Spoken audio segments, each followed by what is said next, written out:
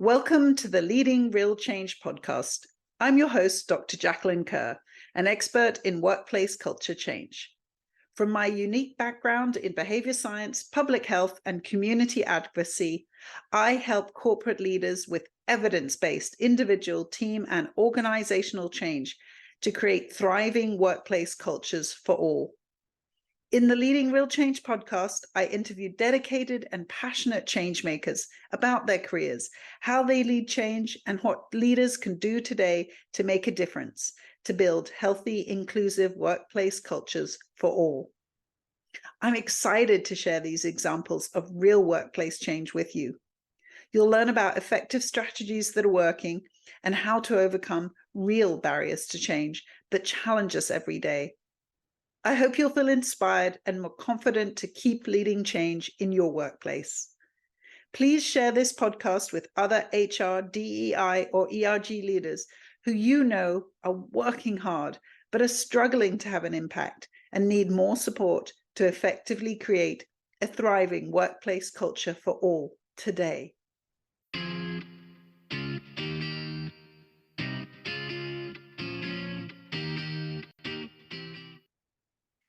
My name is Tony Jamous. I'm the CEO and founder of Oyster. I'm a father of 3 children, and I live in the beautiful island of Cyprus. I am Kim Rohrer. I head up employee experience here at Oyster. I live in Berkeley, California, and I have a almost 6.5-year-old daughter, very keen on everyone knowing that she's almost 6.5, and a 2.5-year-old son. Great. Thank you so much. And Tony, how old are your kids? 7 is the eldest daughter, and then I have a son who is 2.5, same age as Kim's son. And then I have a little one, a daughter, she is 1.5. That was one of the first things that drew me to Oyster when I was introduced to Oyster, was that the CEO had kids who were the same age as my kids. And I knew that he was a dedicated father based on things I had seen him posting online. And I was like, okay, cool. We have kids the same age, we're in the same zone of parenting. And then Tony had to go and one-up me and have another kid. I was like, I don't even know how you're still alive right now. Yeah, I tripled my family size since Oyster started. And actually, my daughter, when she was a bit younger, she was very curious about my work on Zoom. And she would just come into the meeting, and I would just let her come in and just be part of the meeting. And she would just listen in. And she was just curious about what her father do. And I think it's important to let that flow happen because our children, we are the role modeling for them. They're really very careful about everything we say and do. And we know so much more about each other and our lives in this environment than we would if we were in an office. Like, my kids have relationships with many of my coworkers because they're here when I get on a call, and they meet them and they talk to them. And that wouldn't happen in an office environment.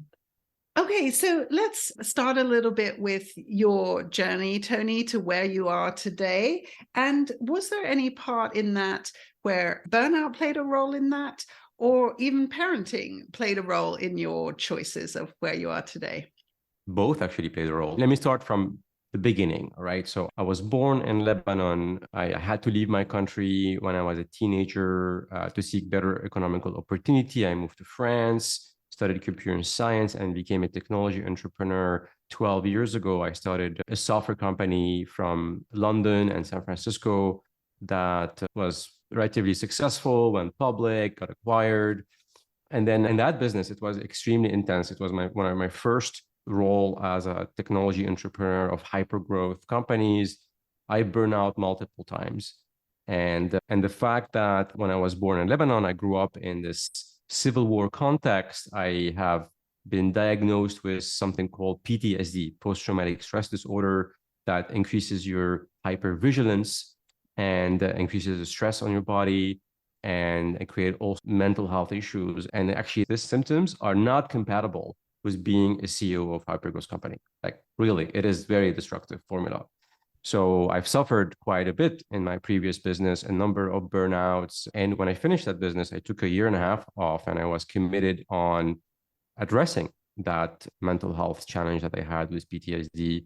And that led me to realize that I needed to, whatever I build as an organization, I needed to build an organization that can support mental health And then also one of the objectives, I had actually my first daughter during my first company. And I used to travel 50% of my time in a different continent. And when I come back home, I would be working like crazy. And I have missed opportunities to spend time with her at this very early age. And I promised myself that I don't want to do that anymore. If I want to start a new business, I want it to be on my own terms. And these terms are support for my mental health and the ability to be present for my children when they need me. And this is where the whole concept of remote work started. Before the pandemic, I wanted to build an organization, Oyster HR, which is a global employment platform that is really supporting this remote work trend. We're designing an organization that creates flexibility, creates freedom where you want to live, freedom where you need to work. And that was the essence of Oyster, is how can I build a business that works for me? And it turned out it's not only me looking for flexibility and freedom. Everybody is looking for flexibility and freedom. Yes, that's great. And thank you so much for sharing some of the details of that story. And I agree, that is one really important tenet of burnout prevention, is that flexibility and freedom to choose as well. I'm glad that you're designing it into it from the start. And your example shows that's possible. And we'll get into more of those details. Kim, tell us a little bit about your journey as well to joining Oyster. And again, many of us are experiencing burnout. So please tell us if that's been part of your journey. Oh, absolutely. So I spent the first 10 years of my career pre-pandemic. I spent doing kind of your typical VP of people, small startup career path world of building people and culture programming at various small startups. And when I was with the last startup, the very last thing I did there was to take the company remote right when the pandemic hit the Bay Area in March 2020. My last day of work before going on, I was pregnant at the time, so before going on pre-baby maternity leave, the last thing I did was to take the company remote. And then my first day of maternity leave was the first day of lockdown. And suddenly I was home, 36 weeks pregnant with my 3-year-old home from preschool, trying to navigate how and where and when I was going to be giving birth in this new pandemic world we were in. And then 3 weeks after my son was born, I got laid off. And the blessing in that is that I had been feeling burnout in that job. I wasn't sure how I was going to feel about coming back to work in a pandemic after now becoming a mom of 2. And the blessing was that I was able to take my full maternity leave as part of my severance package. I was able to have that time all together with our family when we were forced into quarantine together. If people can look back on April, May, June 2020, those were really scary times in terms of we weren't seeing people. We were all holed up in our homes. And I was struggling enough with the day-to-day burnout of parenting 2 young children in a pandemic environment. We don't have family that lives nearby us. Just being us in our small apartment, trying to get through every day was enough. And I can't imagine having to also deal with the stress and the pressures of work in that time. So in the end, I was grateful to not have to think about work and returning to work in that time. But it was certainly very challenging. What I ultimately decided was that I was going to take a break from in-house people work and go back to consulting, which is something I had been exploring as a side thing for a while. I thought I just need to make my own schedule and do something that works for me and not try to solve everyone's problem in their organization and get a new job and figure that out right now. And I ended up working with and joining an organization called Tend Lab while I was out on my maternity leave unemployment journey, because I really felt like a big reason that I was feeling burnout in a lot of the roles I had been in was because of the challenges for working caregivers, not being able to, even in very flexible work environments, not being able to be there for my family when I needed to because I was commuting an hour away. If my kid needed to get picked up early from school, I was an hour away from them, and often would have panic attacks about, if there's an earthquake, how am I going to get home to my family? I'm all the way across the bridge. Luckily, my husband works close to where the kids are, but I'm so far away. And that was weighing on me all the time. In addition to the lost time, spending 2 hours a day commuting back and forth. So when I had the opportunity to work for an organization that was trying to make things better for working caregivers, I just poured everything I had into that for about a year. And that's how I met you, Jacqueline. It was through that work. And what we learned in that work is that a lot of companies, despite everything we were learning from the pandemic, weren't feeling quite ready to support caregivers in the way that caregivers needed it. The businessy way to say that is we weren't making enough money in trying to do our consultation work and our advocacy work to support ourselves as working moms running this business. I think I told you this story, Tony, but very serendipitously, the same day that my 10 Lab co-founder and I got together and over a handshake and a cup of coffee decided, okay, we both need to find other paid work. That very same day, I got an email from Oyster through the contact form on my consulting website, inviting me to interview for their interim head of people role. I said, okay, universe, like I'm listening. Here's my sign. And I met Tony and I was like, okay, this guy's a working dad in a small but very quickly growing startup who wants to change the way we think about work and create a better workplace that can influence a greater world of work. It's not just about fixing one company. It's about building a company that can teach other companies how to do it right. I was like, this is a really cool opportunity to have that bigger impact. And after about 6 months, we hired my boss, who's the full-time person that I'd been interiming for. And he asked me to stay on and focus just on our employee experience efforts, which is just a total blessing. It's the first time in my career that I've been able to focus on this part of the work that I love so much as a full-time opportunity. Usually it's something that's like a sprinkles on a Sunday. Yeah, that's so important, actually having a very dedicated role to this, because again, when you ask people to do these important roles part-time, then their whole promotion trajectory can be effective. And it's just not the investment that we need to see in these efforts. I think a part of that too is what, Tony, you started with, which is also that intentional design that remote work is possible. And these expectations are for everybody, that we can all fit into this new way of working. And just to even think back to something that Kim in her research with 10 Lab found, which was that the concern that CEOs like yourself would have to actually take paternity leave to show that they have another role in their life, because potentially investors are having that same judgment that the Kim's trying to face, which is you're not committed or you're not professional if you have these other roles. Tony, tell me a little bit about how you've taken a stand as a leader to make that a reality, and what's the most important message that you as the CEO want to convey around this as a leader so we can change these norms? Jacqueline, just to understand better your question, you're talking about the norms that some leaders and investors believe that if you are a caregiver, then maybe you're less serious about your career.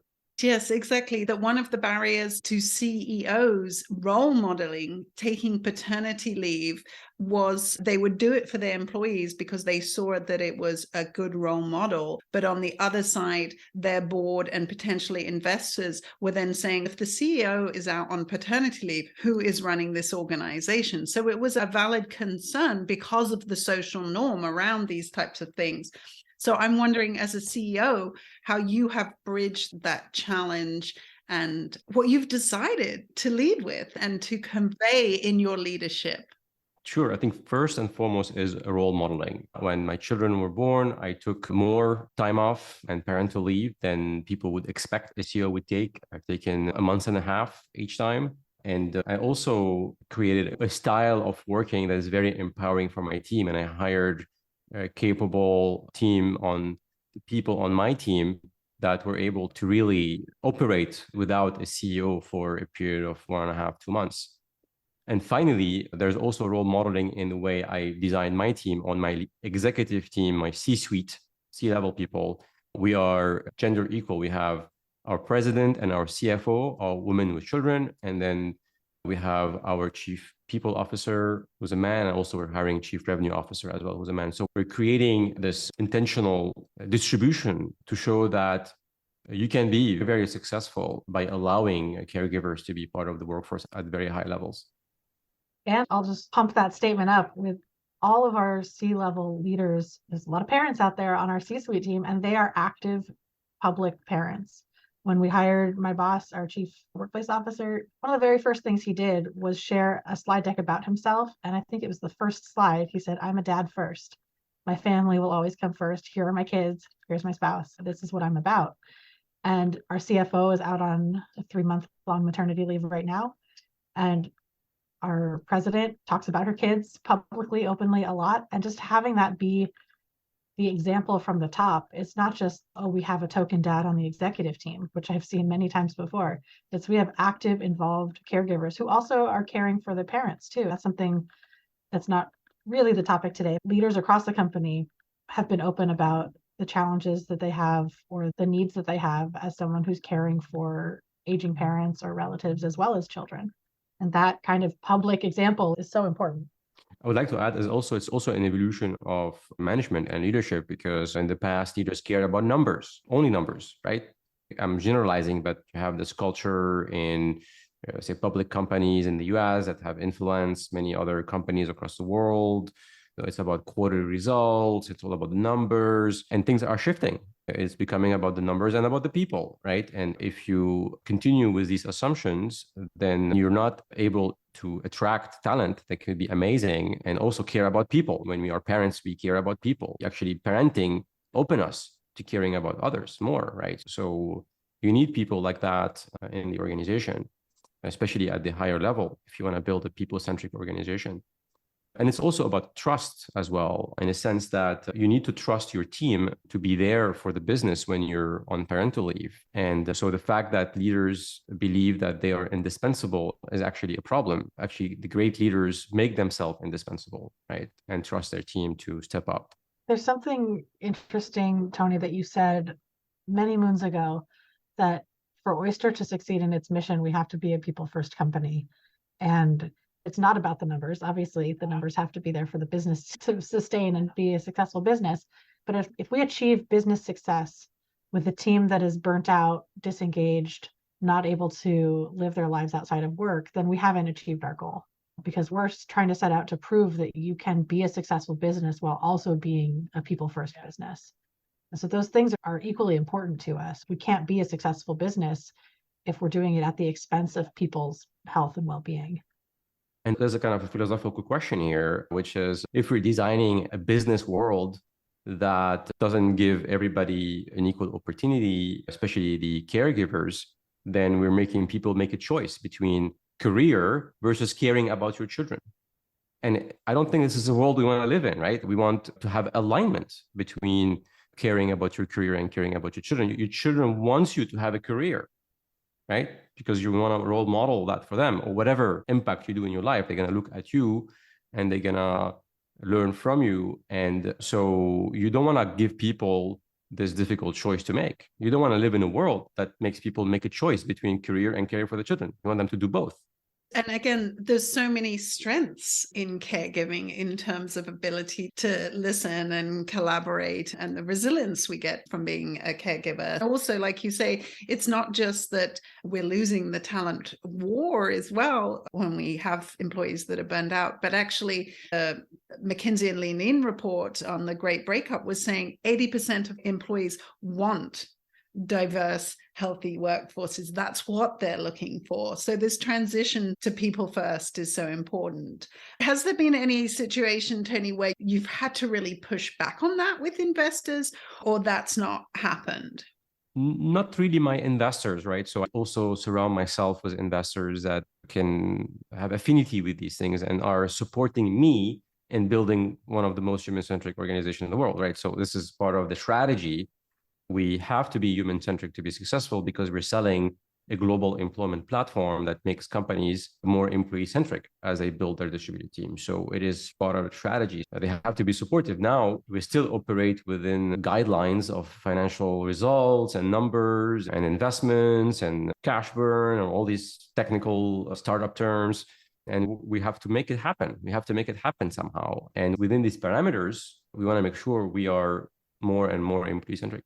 Great. I think that's so important to really show that you're leading with that strategy. And again, that is part of burnout prevention, is that leadership and that vision, and showing that it all aligns. And so I think you have to make that alignment at all levels.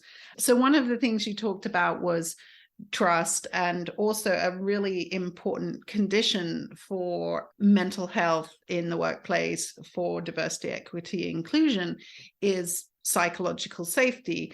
And I'm a fan of the Berkeley Egal Center's model of how you create psychological safety. And one of the really important parts of that is for leaders to show vulnerability. So that was something I know we talked about when we met previously. That was something that you were really trying to embody, is vulnerability as a strength. So can you talk to us about that? Because again, it isn't necessarily what we have as a social norm and a stereotype of a male leader even. I want to start with this quote I saw today on LinkedIn from Simon Sinek. He said, great leaders don't tell you they are great leaders, they tell you they are human.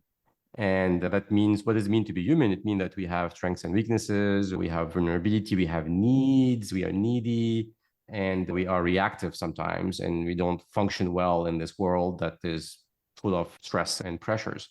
We're not necessarily designed well for it. That's what it means to be human.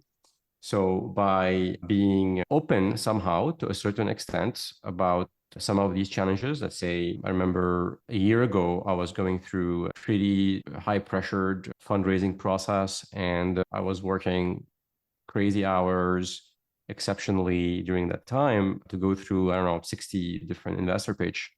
I got to a place where I burned out, and I shared it with the company, and I received amazing support from the company. But this shows that I'm not a superhuman, I'm just human. And also, to why this is important for me, it is important because it makes people feel safer, to be okay some days from time to time, not to operate at 100%. And if you have that openness in the organization, then you have higher engagement. You can achieve more purposeful work. You can shape how people interact with each other as well, because you don't want to start creating these fears that, hey, I want to hide my stress, I want to hide my weaknesses, and I just want to always try to defend my strengths. And that start creating cultures that can lead to blame and politics, toxic behaviors that are not helpful. Great. Thank you for that. Thank you for that cultural vision that comes from you. So then, Kim, tell us a little bit more about some of the infrastructure, because again, we can have the leadership and the feelings in the culture by the messaging and the role modeling. But what other infrastructure, what decisions and policies have you put into place to actually support people to be able to really live these lives? The scaffolding that you provide is so important because, like you said, that's a nice idea. And I'm glad that our CEO feels this way or whatever. But what about me? How do I engage with this personally? That can be a big gap for people to fill on their own. And taking into consideration that people come to a new job in a new company with all sorts of baggage from previous roles, previous bosses, previous life experiences, that they're not going to naturally walk in necessarily with an open heart and trust and confidence and psychological safety. You might have to help them unlearn some fear and learn to trust in what you're building. And one of the ways we do that is by operationalizing, this feels very technical, but like by operationalizing how we normalize mental health. So there's a couple of very specific things I'll call out for folks who want some takeaways. One is we have a partnership with a company called Kona. They integrate with Slack for daily or weekly mental health check-ins. And we have normalized that as being something that we encourage all managers to implement within their teams. We do like internal analytics and reporting on overall sentiment within the company. Kona is just a fantastic platform. We just released a case study with them. If you want to learn a lot more about that, you can read the case study. But having that be something that our executive leadership team participates in, that individual teams participate in, that's part of our vernacular and part of our operating as a way of being able to check in and say, today's a yellow day, and here's why. Today's a red day for me, and here's why. And it prompts you to follow up with your coworkers who are struggling. And as a manager, it prompts you if someone on your team has been struggling in ways that you might not be able to necessarily have the attention to notice on your own, which is very human, right? And the other thing that we do that I want to call out is our mental health channel on Slack. Because for anyone who's listening to this, who's an HR professional, HR leader, like I was very afraid when one of our employees suggested starting a mental health channel.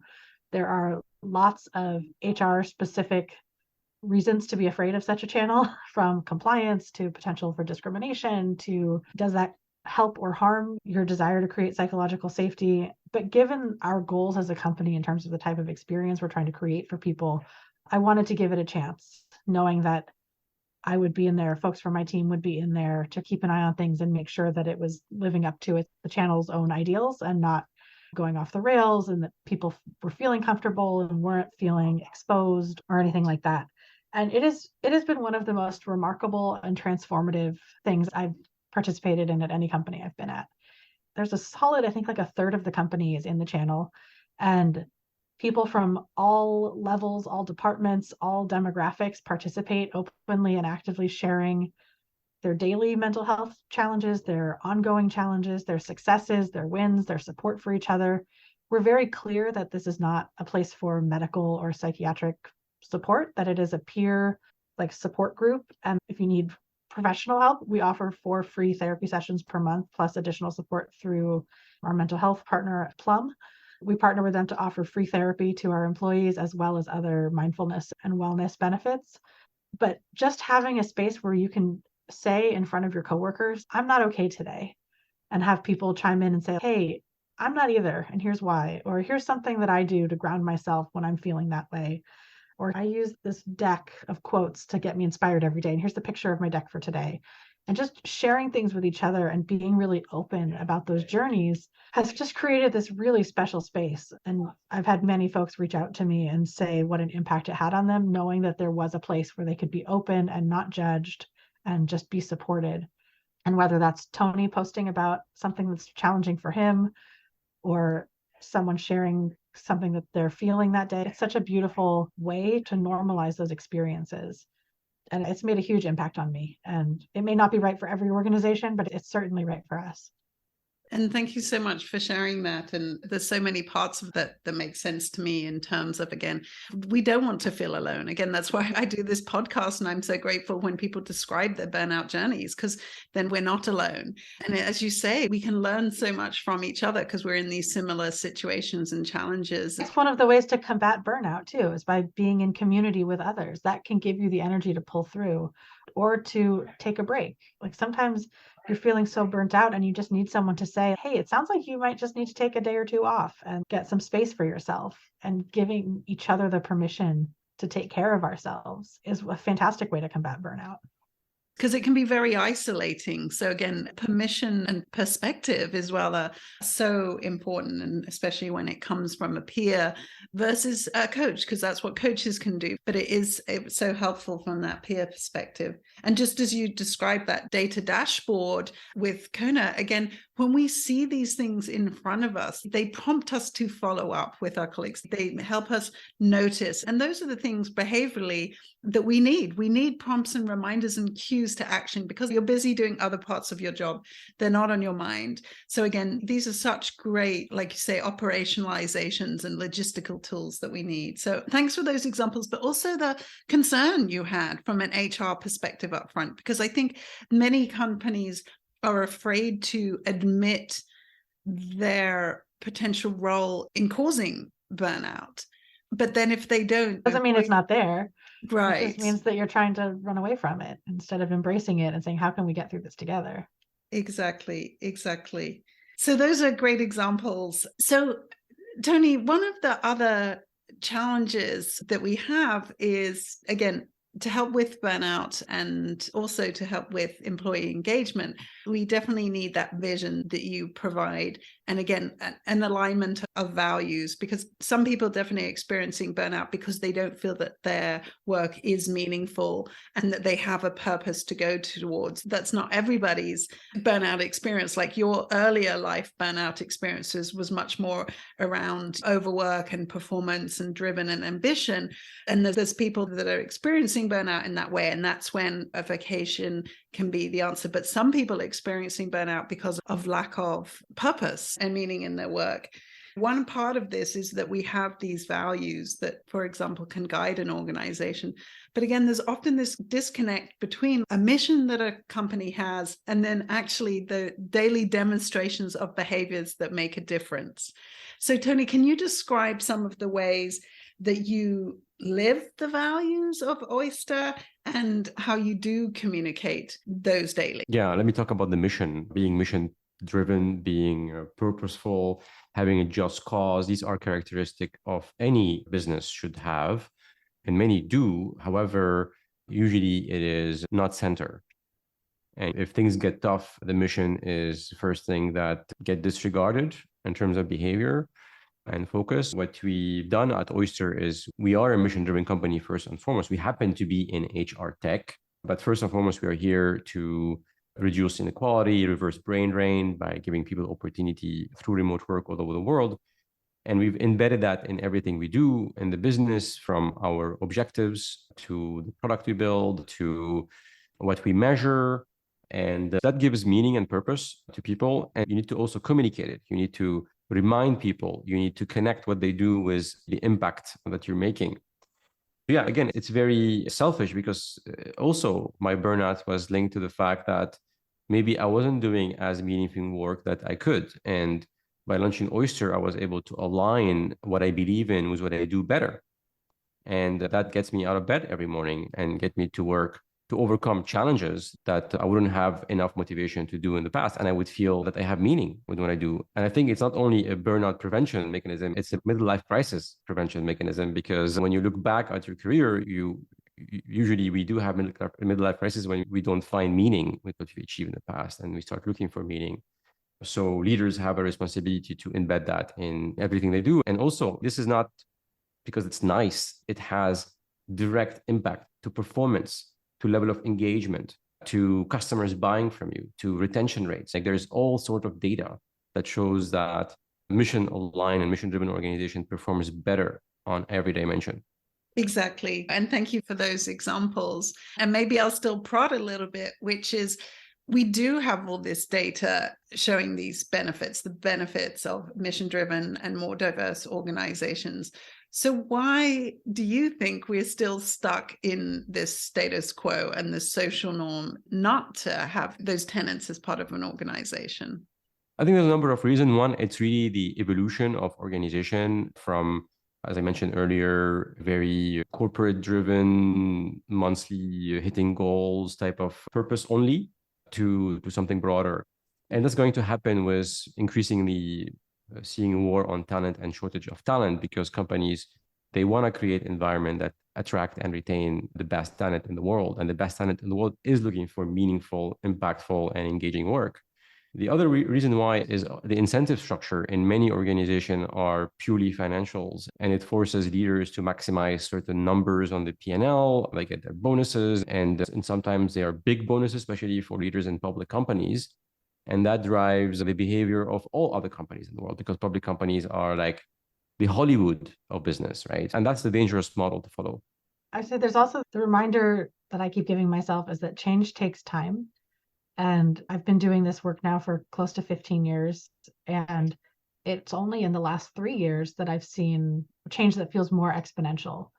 And I think that was one thing that the pandemic did. We talked about this a lot at 10 Lab. It like ripped off any pretense that things were working before. And so now there's more of a resistance now to going back to the way things were before than there was. There's more of a resistance to the old way of doing things than there was 3 years ago. But I talk about this a lot with friends who were there in the early days, if we call it, like back in 2009, 2010, the early days of kind of HR tech becoming a thing. Like at the time, there weren't that many good technology solutions for HR professionals. There wasn't a lot of talk about people and culture as a strategic part of your business. There were certainly companies who were getting into people analytics and talking about culture in these ways, but it seemed very much, this is something that Google can do. This is something that Netflix can do, but it's not for me and my company. But over the course of about 10 years, we saw the evolution growing. I remember right before the pandemic, I was helping a friend put on an HR tech kind of event. And we're like, we've got 5,000 potential vendors to choose from who want to like sponsor this type of event. And that just was not the case 10 years prior. And I've just seen a huge uptick in the last 3 years. We see it with the famtech genre of like companies springing up to support working families. And that's the acceleration of the development in awareness. Feels like, okay, now like there's some momentum coming and we just have to keep pushing things forward so that we don't slide back into what feels comfortable for a certain demographic that tends to be old, straight, white men. And again, I think that is some of the question is about the generational issue, and that there is this new drive. As Tony said, talent wants meaningful work. So there is a change in our expectations. And I think particularly what Tony talked about, those incentives at all levels are so important, because again, our employees often are not being evaluated on their contribution to retention, to DEI, and to team morale. We can see from the data that those are not things that are in promotion criteria. So again, it's so important that we build these incentives in, not just at the level sort of Tony was talking about from society and the economy, but also within companies. How you work and what you care about and what you hold yourselves accountable for. Tony's co-founder, Jack, put out a really great piece on LinkedIn months ago that I still think about, how the way that most companies are set up to do work today was based on a work design coming out of the Industrial Revolution. And the workplace has not radically changed from that idea of how we show up at work in over 100 years. And it's time to think about a new way of how we define success at work and how we show up to build that success at work. And that these things that we're relying on now, you have your 40-hour week, sometimes you have to work 12 or 14 hours, and this is how overtime works. And it's like all these things that we take for granted as assumptions about the workplace were designed to protect employees from an even worse way of working. So what is the new way of working going to look like? And 50 years from now, 100 years from now, are we going to look back at this era and say, God, can you believe that we used to work 12-hour days? And can you believe that we thought 40 hours a week was the right amount of time? And that we used to commute to cities? And who knows what we'll be thinking in the future. But now there's a reason that we're on the cusp of rediscovering and reimagining what work should be. And I think that's what's so important, is it has to be intentional and it has to be designed in the way that Tony's been talking about. And again, I don't think when we think about things like the 8-hour day, it was based on a certain type of labor. And if we think about now the more cognitive tasks that we're doing in a day, maybe actually the best for us are 6 hours a day, because the nature of work itself has changed. Technology has evolved too. Like, it doesn't take as long to do things as it did when you were working at a certain type of machine in a factory. Like, it's just, we're applying a certain type of work rule to a type of work that we're not doing in a lot of these cases. Yeah. And that's what the Surgeon General said to help prevent burnout. Let's get rid of all the stupid stuff. So that's definitely a step we need to take. Okay, so just then to wrap up, let's look a little bit at the future. What else would you like to achieve? What other improvements do you want to make? What are other optimizations or totally new strategies that you have on both your agendas that you want to be able to work on to keep this change moving, or to also continue your role as a leader in this space? Something that I'm really interested in exploring with Oyster and in the world is the idea of the nonlinear workday. And that people who are doing largely knowledge work, obviously this doesn't apply to something where you have to have certain hours of presence in your shift, but in general, the knowledge working population, we should be encouraging people to work when it is most productive for them, rather than saying you work remotely, but you still have to work from 9 to 6 and take your lunch break at this time. Unless there is a specific reason why you need to be working at a specific time, we should give people the freedom to contribute when it makes the most sense for them, and design their workday around the lifestyle and the work style that works for them the best. And I think there's a lot of room for growth in this, even in fields like customer support or IT or like DevOps, and like fields where there is generally considered to be a schedule and uptime. In my perspective, there's no reason that you shouldn't be able to schedule your shift in 3-hour chunks throughout your day or 4-hour chunks throughout the day, and take that 2-hour lunch break to go on a hike or to take a nap, do what you need to do in your personal life. This idea has been completely life-changing for me at Oyster as I work my work schedule around my family obligations and also my personal, just the way my own brain works and when I'm most productive. And if I know I need to do creative work, knowing that like that might mean that I'm going to work late at night after the kids go to bed when things are quiet, rather than saying, okay, I need to finish this work by 5 p.m. And so at 2 o'clock, it's creative time. And now it's time to use my brain in that way, because I just don't work like that. And so that's been completely life-changing for me, thinking of my day, my work day non-linearly. And I'm going on this personal mission now to see how far I can push that with everyone at work. And I think that's what they found in the book, How the Future Works, with Helen Cupp, who I've also interviewed, is the flexibility in the time is way more important than any other part of flexibility. Yeah. So Tony, lead us to the end here with your continued vision. So I would summarize that as, in the future, I believe that work will adapt to your lifestyle. So your work style supports your lifestyle. You'll be able to design, this is the lifestyle I want to have. This is the amount of hours I want to give. This is when I want to work, when I want to stop working. This is the locations I want to work from. So you put that input and then the work adapts to your lifestyle and supports your lifestyle. I think we are at the beginning of this trend of freedom and flexibility. We're going to have more freedom and more flexibility in the future. And there's so many creative ways to get people to be highly productive and do meaningful work as you evolve the way you're working. And this is really, as Kim was saying, it is crazy today that in my previous business, I had to travel 50% of my time changing continent from San Francisco to London to do internal meetings, just internal meetings. Like this is, when I looked at my CO2 emissions, 95% of my CO2 emissions were air travel. Whatever I do, I can go plant-based, I can stop using transportation, I can maybe buy an electrical car. It doesn't matter. 95% was air travel. This is like, we are at the beginning. But we just assumed, right? Like we didn't even question it. We just assumed this is the way it has to be. We assumed, and we have to change that chip. And the chip has changed. And now it's really about experimentation, evolving these models. It's not all figured out yet. But I don't know if you feel this, Tony, but we don't always do it right at Oyster. Sometimes we default to synchronous communication and pulling each other into meetings when we don't need to. But when it works, when you pass the baton to your coworker in another time zone and they pick up the project, and when you wake up in the morning, it's moved forward and you can pick it up and you get into this asynchronous flow, it feels like magic. It feels like you're in the future. How do we unlock more of this? How do we make this the default for not just us at Oyster, but for everybody? Yeah, and I don't want to create even more buzz for generative AI, but here you go. I feel that AI is going to totally augment and transform what we do. I go on these platforms and I say, hey, I have a board meeting. Please give me tips to manage my board. And boom, like, why do you need a CEO? CEO, you don't need a CEO. I can go have more babies. But I want to finish with this idea of globally distributed organizations. Also, is going to be the future where, like at Oyster, we are in 80 countries. We have people from 110 nationalities. We are totally blind to which country we hire from. And it created a planetary level diversity. And it's beautiful. It is so fun, so engaging, and so impactful for the business because we get all these point of views and value add from everybody around the world. And the sun never sets on Oyster.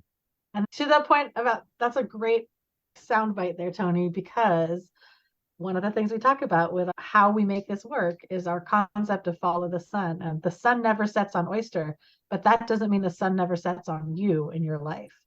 And your work needs to follow the sun so that you can turn off and know that the sun is rising somewhere else and there's always going to be something to do.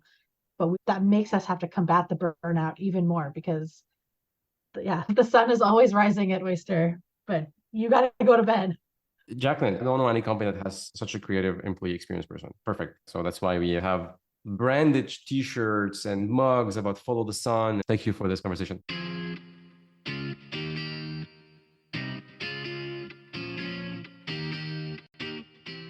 Thanks so much for listening today.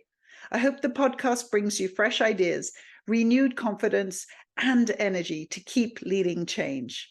If you need a partner in these efforts, I can help you effectively build a thriving workplace culture for all. I'll help you overcome the real barriers to change you face every day and help you lead real change with evidence-based solutions.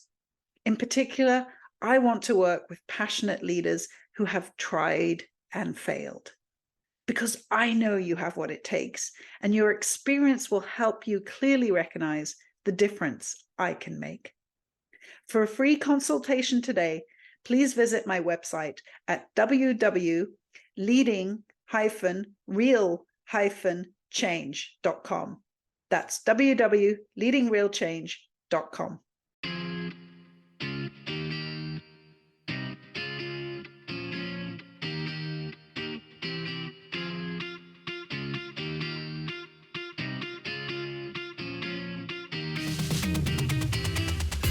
Control, you're a fighter. Push the limits and see it, you're already there. Told you we going higher. Ain't no stopping us, we're going in for the win. And we're gonna celebrate.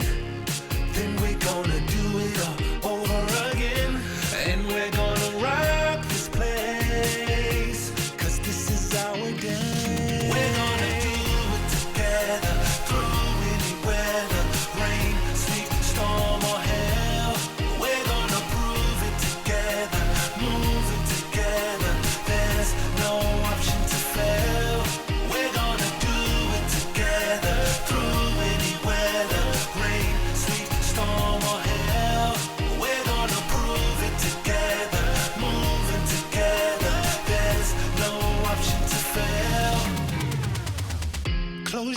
feel the